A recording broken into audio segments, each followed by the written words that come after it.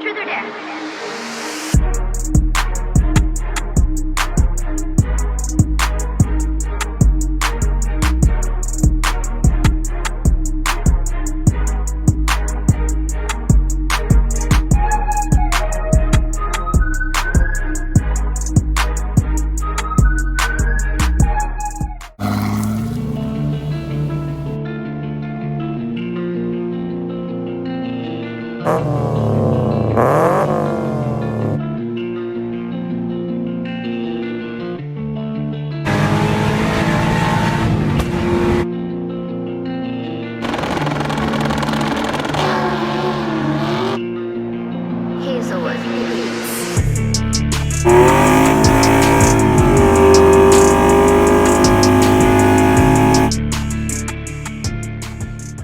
What's going on, guys? Welcome back to the channel. I hope everybody's doing good. As you can see, I got the Subi behind me. I promised you guys I would do a 3-month review of the Raceland coilovers. They're a great budget coilover for you guys out there. I'll go into depth in this video, tell you guys what problems I had right off the rip, what problems I've had over 3 months. I've put about 5,000 miles on this car, city driving, highway driving, bumpy ass roads because I live in a state where the roads are terrible.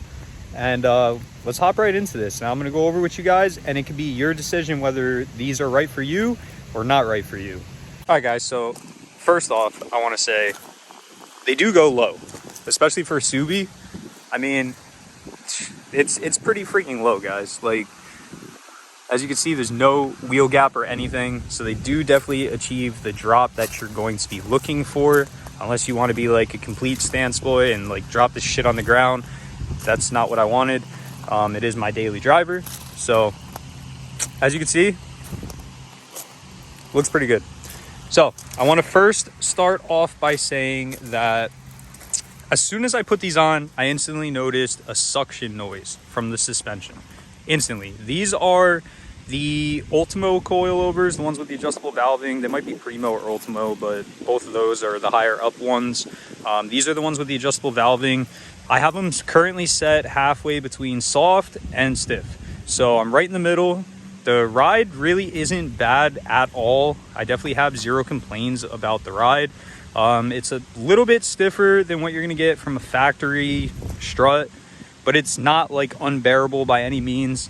Also, being this low to the ground, I can't speak for all other cars, but this particular Subaru, I don't really scrape on much. The only thing I've scraped on is, so some speed bumps I hit my mud flap. Again, not a big deal, it's a mud flap. But some steep driveways, I do scrape this front lip just a little bit. As you can see, I haven't torn it off yet, so you know, that's obviously a huge plus because I definitely don't want to tear my front lip off. But yeah, so those are the only places I scrape. I am yet to scrape my exhaust or anything like that. Obviously, you guys know this car does have a full exhaust on it, unequal header and everything. So I don't know if it's just the way I tucked it up, but it's pretty close to factory, like, looking. So I really don't think that's the case. I think the car just doesn't scrape. It's just how Subaru positioned the exhaust and whatnot. But yeah, so other than that one noise, when I first put it on, I called Raceland, I talked to them. They said it's something with the dust boot, where when you hit bumps, air gets in the dust boot because these are floating dust boots. They don't sit at top like normal struts. So Raceland told me it's completely normal with the gas pressurized shock. You do hear some noises. Honestly, guys, I even hear noises on stock strut cars sometimes when I'm pulling them in the shop, going over the bump in the shop. It does make noise sometimes. So other than that, I mean, I haven't had any other issues, like, at all. Just that one noise, that's it. Like I said, it's been about 5,000 miles, 3 months, and so far so good, man. I do put this on the lift quite frequently while I'm at work, just to look everything over, just make sure no new leaks have developed or anything, because my driver's head does leak a slight amount of oil. So I just keep monitoring it, just make sure it doesn't get worse. Eventually we're gonna have to do head gaskets on this car. What a surprise, right? What a surprise. Head gaskets on a Subaru. What a surprise. They were done not that long ago too, so they are going to have to be done eventually, depending on how long I actually keep the car. But yeah, so there's no leaks coming from any of the struts. All the collars are still tight. I didn't have to go back over them, tighten them, or anything like that. So, you know, that's a plus. The paint on them looks brand new, just like the day I put them on. I mean, they're a little dirty, but none of the paint chipped off or anything. I believe they're powder coated the way Raceland gives them to you. But yeah, so I mean, like I said, for a budget coilover, I really don't think you can go wrong with these. Like, I know a lot of people out there, they talk so much shit about them, but in reality, the only issue I have is one noise that I've had since the day I put it on, and it's normal. Like I told you guys, some stock cars even do it. Like, it makes like a noise when you hit pretty decent sized bumps, but other than that, zero issues. And that noise you can't even hear when you have the windows down. Like, today is a gorgeous day out. I have all 4 windows down. I will never hear that suspension noise. When I have all the windows up, no radio on, no AC on or anything, that's when you're going to hear that noise. When it's fully quiet in your car. It's really not a bad noise, guys. And I don't think it should shy you away from these coilovers. I really don't. Because what you get for the price is just unbeatable. Not to mention, too, you get a lifetime warranty with these. So if you're putting these on a daily driver and you drive this car for 4 years, right? You put, I don't know, let's say 25,000 miles on this car. One of your shocks blows out, starts leaking hydraulic fluid or whatever the hell's in the shock, gas fluid or whatever, starts leaking out. You call Raceland. Yo, Raceland, what's up? You know, I bought your coilovers 4 years ago and one of my shocks is leaking. They will send you out a shock. No questions asked. No questions. They have awesome customer service. When I called to find out about the noise, they answered on like the second ring. Where are you going to find a company that's like that? I'll wait. Drop them in the comments below. Because honestly, the only other company that I've dealt with like that is Raceland. Raceland, or I give Rough Country some props too. Rough Country's pretty decent too. But yeah, so for the money, what do you got to lose, man? Like $650 for the highest model ones, the adjustable valving, everything like that. The higher model ones actually do go lower too. I believe the standard ones are like a 1 to 3 inch drop, and then the higher model ones are a 2 to 4. I could be wrong on that. It could be 1 to 2 inch drop, but I'm pretty sure it's 1 to 3. These go up to 4 inches low.